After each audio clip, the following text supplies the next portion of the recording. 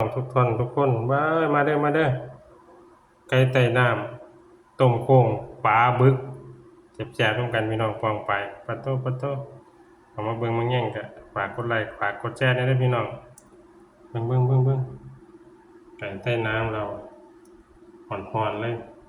ต้มโค้งก็ร้อนๆพุ่นน่ะต้มโค้งมาพี่น้องมาแซ่บๆร่วมกันเอามาเบิ่งมาแย่งกะฝากกดไลค์ฝากกดแชร์ด้วยเด้อพี่น้องเด้อเป็นกำลังแรงใจให้นำแหน่ เพื่อจะเฮ็ดคลิปต่อไปเอามาติมาชมได้ว่าเป็นแนวใดพูดน่ะเอ้ยหัวมาแล้วเอาซ้อนข้อยอยู่ไสบัดซ้อนมาแล้ว